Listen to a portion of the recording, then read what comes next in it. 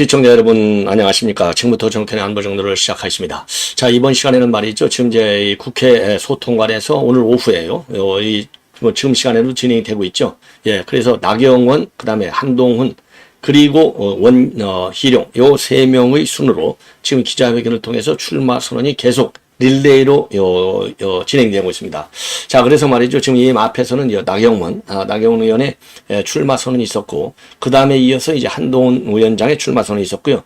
지금 시간에는 원희룡 의원의, 원희룡 전 장관의 출마 선언이 이어지고 있는데, 자, 우선 여러분들의 가장 큰 관심이 이 한동훈이가 과연 어떤 수위에, 특히 최상병 사건, 제가 어제 심야 방송을 통해서도 여러분께 말씀을 드렸죠. 아마도 오늘 폭탄 선언이 예상된다. 파문이 예상된다. 그리고 제가 그 이유 중에 하나로 이 한동훈의 과거 발언의 기준이 뭐냐? 국민의 눈높이, 국민의 상식, 요거를 강조한 것 아니냐. 그래서 이 정광재 대변인이 JTBC 뉴스룸에 나가가지고 한동훈이가 말하자면 최상병 사건에서 분명하게 입장을 밝힐 것이다. 그래서 분명하게 밝힐 것이다 라는 얘기는 현 정부와 그리고 이 당의 입장과 상반되는 입장을 밝힐 가능성이 굉장히 농후하다. 그 이유는 국민의 눈높이와 상식, 이런 걸 얘기했는데요.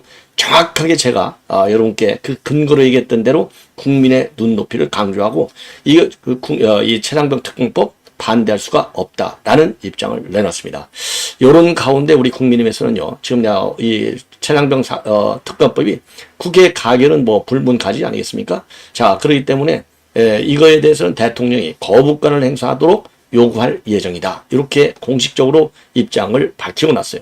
그리고 이미 여러분들께서 잘 아시다시피 최상병 사건과 관련해서 어제 법사위에서 난리가 난 거 아니겠습니까? 자, 그래서 그러지 않아도 지금 이제 한동훈에 대한 이 불가론이 커지고 있고 견제론이 굉장히 커지고 있는 상황이 아니겠습니까? 그래서 오늘 말이죠. 이 출마 선언 입장문은 여러분들 잘 아시다시피 이미 충분하게 다 나왔잖아요. 충분하게. 결론은 다 누구든지 다음 대선에서 이길 수 있는 정당을 만들겠다. 이거 아니겠습니까? 예. 결은 내용은 달라요. 그러나 목표 지점은 이제 거기에 하는 건데 이 방법론이 다른 것이죠. 방법론이. 자, 그래서 예컨대 원희룡 같은 경우는 당과 정의 한 목소리를 내야 되겠다. 이런 얘기를 많이 하고 있고요. 그리고 나경원 같은 경우에는 그야말로 대선 불출마 약속을 하면서 출마 선언을 하고 있어요. 자, 그리고 이제 한동훈의 경우에는 나는 최상병 특검법 할 거야. 그래서 총선 때부터 제기되었던 당정 관계의 이 확고한 변화, 즉 수평적 관계로의 변화, 여기에 방점이 찍혀져 있는 거예요. 물론 이기는 정당, 이기는 정당이니까 대선 이기는 거죠. 여기에 이제 모든 윤상현 의원의 경우도 제가 요 앞방송을 통해서 말씀을 드린 대로, 예, 이게 어떻게 대통령 선거나 또는 서울시장 나가기 위한 발판의 이 레버리지로 활용하겠느냐, 그런 그 생각은 가진 후보는 당선이 되어서는 안 되겠다. 이런 입장을 내놨지 않습니까? 자, 그래서 결결은 다르지만 목표점은 같고 그 다른 결결이요. 예를 들어서 다른 후보들의 경우는 어느 정도 공통 분모를 끼고 있는데 지금 최상병 특검이라는 날카로운 이 칼 같은 이슈에 관해서 이 한동훈과 그 다음에 지금 이제 이 당 정과는 정면 충돌의 국면으로 가고 있다. 요것이 우리 당원들에게 과연 어떻게 해석이 되느냐가 결국은 이제 결선까지 가느냐 안 가느냐, 또는 한동훈이가 예상대로 1등을 할 수 있느냐 안 있느냐, 요거에 제일 큰 변수가 되지 않을까. 자, 그래서 말이죠. 제가 어제 있었던 이 최상병 특검법 이 법사위 요 난장판 현장을 여러분께 자세하게 좀 설명을 드리도록 하겠습니다. 그래서 이제 드디어 말이죠. 여야 간의 전쟁이 여당 내부의 전쟁으로 이제 불이 옮겨 붙는, 그래서 제일 좋아하는 게 이재명이가 아마도 지금 표정 관리하기에 바쁘지 않을까 싶고요. 대통령실에서 이제 기본적으로 당 대표 선거에 관해서는 자기네는 딱 선을 긋는다. 내가 왜 당무에 개입하냐.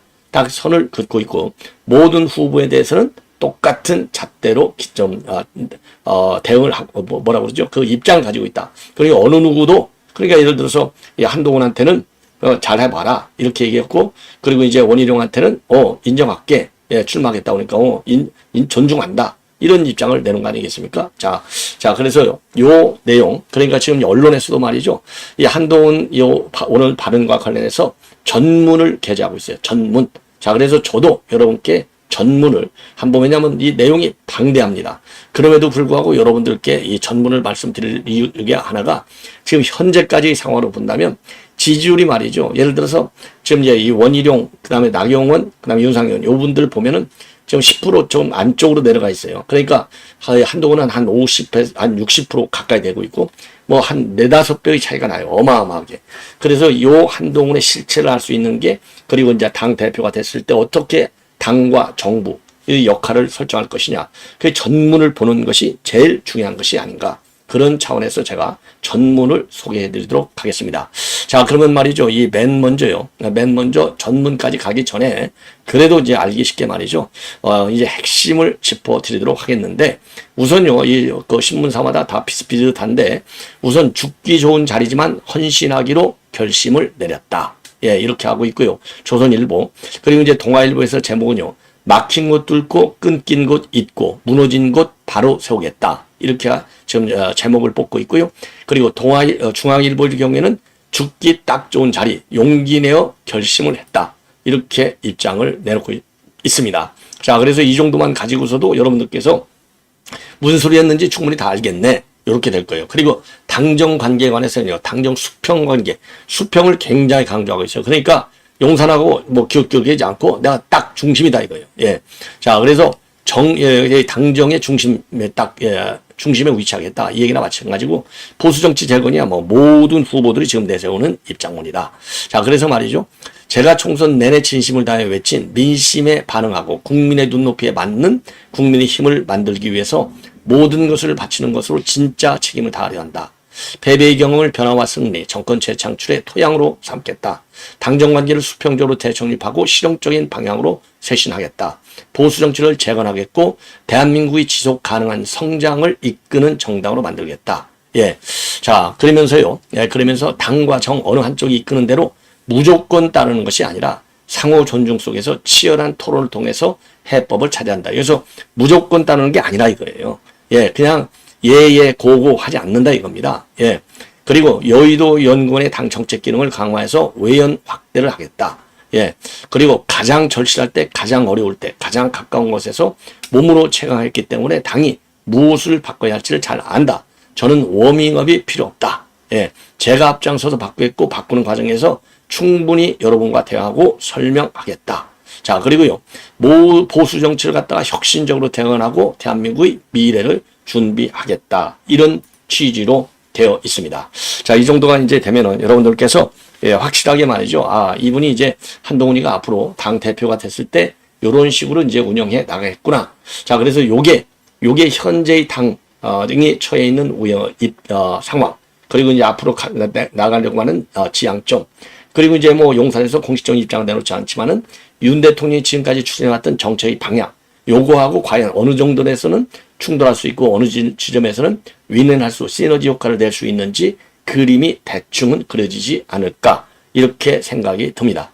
자, 우리 많은 분들께서 나오셔서요 댓글로 참여하고 계신데 여러분들의 이제 좋은 의견이 있으면은요 쭉 말씀해 주시고 그리고 언제든지 여러분들의 생각과 다른 후보의 내용을 제가 이 논평하고 이렇게 방송할 적에요 그분들에게 좀 뭐라 그럴까 인격적으로 수용하기 어려운 그런 워딩으로다가 댓글을 다루시는 거 이거는 가능하면 자제해 주시고 품격 있는 댓글로 그분들과의 의견이 다른 점 이런 것들을 이렇게 표현해 주시면은 상당히 좀 고맙지 않을까 뭐 그렇게 그 후보자들의 인격을 모욕하는 그런 식의 댓글은요 결국 개딸들이나 똑같다 이거 차이 나는 거 아니겠어요. 그래서 항상 제가 말씀드리지만은 저도 그래서 품격을 지키려고 많은 노력을 하고 있어요. 여러분들이 지지하는 후보가 발언하고 제가 논평한다고 그래서 그 후보나 또는 저에게 좀 뭐라고 그러죠? 이 컨트롤된 이 워딩으로 입장을 내주시면은 제가 방송하는데 참고가 될 것이고요. 그분들도 다 보지 않겠습니까? 보좌진들이 아니면 본인들도 다 그래서 우리 이제 이번 대표 선거가 하나의 이제 축제의 장으로서 이 민주당과 그리고 이재명과의 차별성을 우리 국민들이 특히 중도 한가운데 있는 분들이 충분하게 느낄 수 있도록 격조 높게 반응을 보여주시면은 굉장히 고맙겠다라는 말씀을 먼저 드립니다. 자, 그러면 한동훈 위원장의 출마 선언문 전문을 가능하면 충실하게 반영해서 지금부터는 보도를 해드리도록 하겠습니다. 자, 사랑하는 당원 동지 여러분, 이 마치 말이죠. 이 대선 후보 출정식이라고 봐도 될 정도의 아주 포괄적인 그런 입장문입니다. 그러니까 당 운영의 전략 정책의 변화, 그리고 이제 중요 정책의 추진 방향, 이런 것까지도 아주 디테일하게 내놓았어요. 예, 그러니까 이게 당 대표 출마 선언이나 보다도 아까 말씀드린 대로 대선 전초정의 입장문이 아니냐. 그리고 이제 정책 방향이라고 하는 것은 우리 당과 정부가 지금까지 내놓은 정책 방향과 대부분이 맥락을 같이 하는데, 이거는 뭐 당 대표가 누가 오든 간에 마찬가지겠죠. 당정, 그러니까 국정 기조를 우리가 다 알잖아요. 자, 그래서 그거는 이제 순기능적으로 그야말로 시너지 효과를 내는 뺄셈 정치가 아니라 플러스 정치를 할 수 있는 그런 방향성을 제시한 것은 다행이다. 그러나 지금 그런 큰 정책의 다양성이 펼쳐질 수 있는 전국 환경을 만드는 데 있어서 가장 중요한 지금 현 시점에서의 변수는 최상병 사건이 아니겠습니까? 여기에서 충돌이 된다. 그러면은 요 좋은 정책의 방향이 제대로 살아나겠느냐? 거기에 문제의 핵심이 내포하고 있는 것이 아닌가. 그런 점에서 우려스럽다. 이런 말씀을 드리고 싶고요. 자, 그래서 그게 뭐냐? 자, 최상병 사건과 관련해서 뭐 보도를 워낙 많이 보셔서 다 아시겠지만은요. 그러니까 21일 날, 이제 금요일 날, 이 법사위가 열렸는데, 여기에서 정청래가 완전히 조폭식으로 이 법사위를 진행했지 않습니까? 여기에서 이종섭 장관, 그 다음에 임성근 이 사단장, 그 다음에 사단장, 그 다음에 이제 신범철 차관, 이런 분들은 이제 증언을 거부했고요. 그 다음에 이시원 공직기관 비서관은 증언을 거부한 것은 아니고 수사 중이기 때문에 얘기를 안 하겠다. 그랬는데 증언 거부와 관련해서 이종섭 장관하고 정청래하고 말하자면 싸움이 벌어진 거죠. 기싸움이. 예. 법상 권리다. 이걸 얘기하니까 정청래가 무슨 그런 헛소리 하지 마. 예야 아니야. 딱 yes or no. 여기만 답해. 끝까지 물고 들어졌어요. 3번씩이나. 그리고 이시원 공직비서관에 대해서는 수사 중인 상황이기 때문에 얘기를 못하겠다. 그러니까 나가. 고함을 질렀어요. 10분간이나. 자, 그 다음에 이제 또 하나 무슨 사건이 있었느냐. 그날 이제 이 김계환 해병대 사령관은 참석을 안 했습니다. 그런데 이제 기어이 화상으로 연결이 됐어요. 이 화상에서 말이죠. 이 정청래가 대통령 경로서를 들었느냐. 예, 그런 걸 이야기한 적이 있느냐. 요렇게 물으니까 공수처의 피의자로 관련된 수사를 받고 있고, 그것과 관련된 것은 형소법 148조에 의거해서 답변 드릴 수 없다. 요렇게 했더니 또 난리가 난 겁니다. 예. 자, 그리고 말이죠. 이 김계환 이 사령관이 이 답변하기 전에 말이죠. 주변에 조력자가 있는가 없는가를 보려고 카메라를 참 좌우로 돌려봐라. 이게 딱 조폭이에요. 이렇게 얘기를 하고, 예. 그래갖고 이제 실제로 주변에 참모들이 있느냐 없느냐도 물어요. 그러니까 김계환 사령관이 나 조력받고 있지 않다. 그러니까 카메라를 한번 돌려봐. 그래서 기어이 돌려보는 겁니다. 아니 거기 당연히 비서실장, 정책실장은 있을 거 아니에요. 예, 그리고 이제 줌 회의니까 보는 기술 요원들 있고, 그러니까 이런 것에서도 또 시비를 붙는 겁니다. 옆에 사람이 누구야? 이러면서 말이죠. 예, 자, 그래서 결국은 이런 사람들도 전부 다 퇴정을 시키는 겁니다. 이런 막무가내식 갑질로 계속이 됐습니다. 자, 그리고 이렇게 되니까 이제 박지원 같은 경우는 또 이 비아냥 거래요. 퇴장하면 그러니까 이제 이시원 공직비서관도 퇴장시키고 이종섭 장관도 나중에는 말이죠. 여러 차례 질문 도중에 끼어들었다. 그래서 퇴장을 시킵니다. 임계환 사단장도 또 퇴장을 시켜요. 그러니까 이제 박지원 같은 인간은 퇴장하면 더 좋은 거 아니냐? 예, 라고 하면서 한 발 들고 두 손 들고 서 있으라고 해. 요런 비아냥도 거리는 참 기가 막힌 현상이 벌어진 것이 아닌가, 이렇게 생각이 들고요. 그리고 그 다음에 이제 우리 박성재 장관, 이제 박성재 장관은요, 최종적으로 이제 해병대 특검법 안이 상정이 되니까 바로 퇴장해 버렸어요. 예, 퇴장해 버렸다. 왜냐면 내가 여기 있을 이유가 하나도 없다. 여기까지는 내가 요청받지 않았다. 그런 이유로 퇴장을 해버리는 겁니다.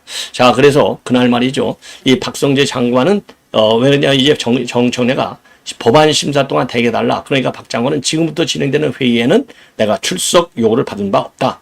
아까 제가 말씀드릴 기회를 달라고 했는데 안 주셨고, 지금 저의 임무는 다 끝났다. 그러면서 퇴장해버려요. 그러니까 민주당에서 난리가 나고 고함 지르고 난리가 난 거예요. 자, 그래서 그날 그제 이 최상병 이 특검, 그래서 이제 결국은 하루 사이에 이 청문회 열고 바로 특검함을 밤 12시가 됐어서 통과시키는 상황이 발생한 겁니다. 이 정도로 지금 민감한 게 특검 지금 법안이에요. 근데 여기에 대해서 국민 눈높이에서 반대할 이유가 없다. 이렇게 얘기했기 때문에 이게 파장이 얘기될 것이다. 이렇게 봐여지고요. 그리고 이제 조금 전에 차량병 특검법과 관련해서 지금 이제 입장이 나왔는데 이거는 필요하면 윤 대통령의 거부권 행사를 요구하겠다. 예, 이렇게 밝혔고요. 그리고 이제 추경 원내대표도 법사위 운영, 이 정청 내 갑질 운영, 요거에 대해서 책임 있는 조치를 취하라. 이 정도로 해서 이 차량병 사건이 뜨거운 감자가 되고 있습니다. 예, 이런 사건에 대해서 내가 이제 결국은 이제 국민의 눈높이 민심 이거 반대할 수 없다라는 얘기는 그냥 차량병 특검법 가야 돼. 요걸 얘기하는 거 아니겠습니까? 그래서 근본적으로 지금 이제 용산과 지금 당의 입장하고 정면 이 충돌하는 지점으로 요거를 추진하고 있기 때문에 지난번 총선에서 윤한 갈등의 핵심이 뭡니까? 김여사 특검법, 김여사 그러니까 몰카 문제, 요거 인식의 수준이었지 않습니까? 그리고 이종석 바로 요 특검, 요 얘기, 요거 가지고 윤한 갈등 1번, 윤한 갈등 2번까지 왔는데 윤한 갈등 3번으로 비화될 소지가 다분하다. 그런 점에서 상당히 우려스럽다. 요렇게 결론을 낼 수 있을 것 같습니다. 자, 시청자 여러분들께 다시 한번요, 많은 시청 그리고 격려의 댓글 구독 감사드리고 이어지는 저희 방송 계속해서 많은 시청을 부탁드리겠습니다. 대단히 고맙습니다.